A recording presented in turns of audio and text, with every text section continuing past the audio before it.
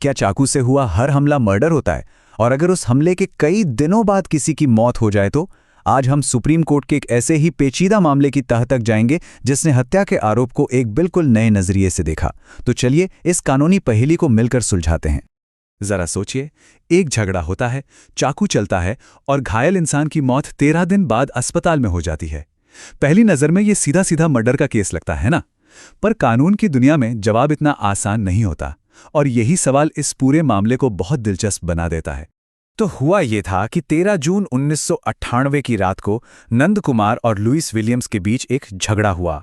बात इतनी बढ़ गई कि नंद कुमार ने लुइस पर चाकू से वार कर दिया। लुइस को फौरन अस्पताल ले जाया गया, इलाज भी चला, लेकिन ठीक 13 दिन बाद उनकी मौत हो गई। पर यहाँ एक बहुत बड़ा पेच है। मौत सीधे चाकू के घाव से नहीं, बल्कि सेप्टिसीमिया यानी इन्फेक्शन फैल जाने से हुई। और यही 13 दिन का फासला और मौत का ये कारण इस पूरे केस का रुख ही मोड़ देता है। अब इस गुत्थी को सुलझाने के लिए हमें कानून के एक बहुत ही बुनियादी लेकिन सबसे जरूरी सिद्धांत को समझना होगा, और वो है अपराध के पीछे छिपा इरादा। कानून की भाषा में इसे मेंस रिया कहते हैं। ये एक लैटिन शब्द है जिसका सीधा सा मतलब होता है दोषी मन।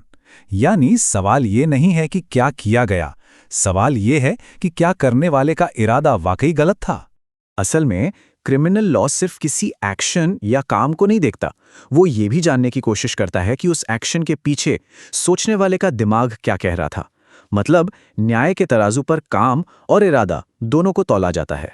तो चलिए अब जरा देखते हैं कि हमारा कानून होमिसाइड यानी मानव वध को कैसे समझता है। सुप्रीम कोर्ट ने इसे समझाने के लिए एक बहुत ही दिलचस्प मिसाल दी है, जीनस और स्पीशीज की। इसे ऐसे समझिए, कल्पेबल होमिसाइड एक बहुत बड़ी कैटेगरी है, एक जीनस, जैसे हम कहें जानवर। इसमें हर वो काम आता है जिससे किसी की जान चली जाए। और मर्डर यानी हत्या उसी कैटेगरी की एक खास किस्म है, एक स्पीशीज, जैसे कि शेर। ये कल्पेबल होमिसाइड का सबसे संगीन रूप है, जहां जान लेने का इरादा बिल्कुल साफ और पक्का होता है। इसीलिए कहते हैं कि हर मर्डर कल्पेबल होमिसाइड तो होता है, लेकिन हर कल्पेबल होमिसाइड मर्डर नहीं होता। और ये सारी बातें हमें इंडियन पीनल कोड यानी आईपीसी में मिलती हैं। सेक्शन 299 कल्पेबल होमिसाइड के बारे में बताता है, सेक्शन 300 मर्डर को डिफाइन करता है, और सेक्शन 304 में कल्पेबल होमिसाइड की सजा का जिक्र है। तो अब जब हम ये कानूनी बातें समझ गए हैं, तो वापस नंद कुमार के केस पर लौटते हैं।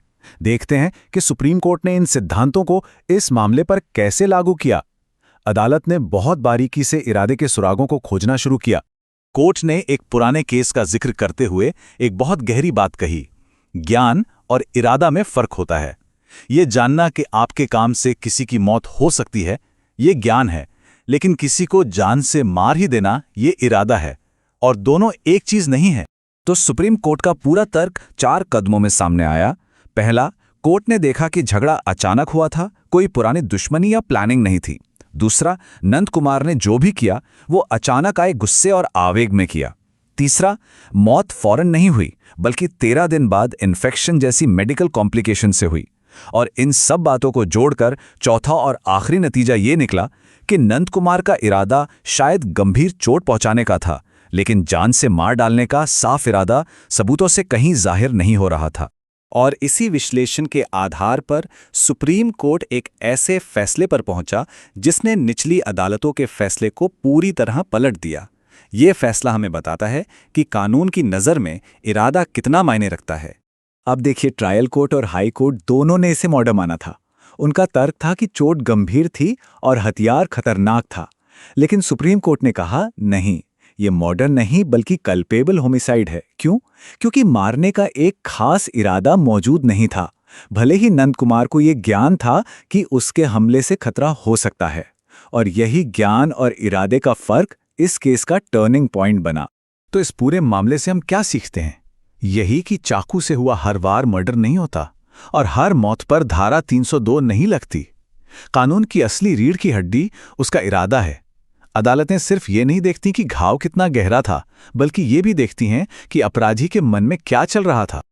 और ये केस हमें एक बहुत बड़े सवाल के सामने लाकर खड़ा कर देता है। गर्मा गर्मी के एक पल में जब कोई गुस्से या आवेग में कुछ कर बैठता है, तो हमारी न्याय प्रणाली ये कैसे पता लगा सकती है कि उस एक पल में उस इंसान के दिमाग में असल में क्या चल रहा था? ये क्रिमिनल लॉ की सबसे बड़ी चुनौतियों में से एक है और इस पर सोचना वाकई जरूरी है।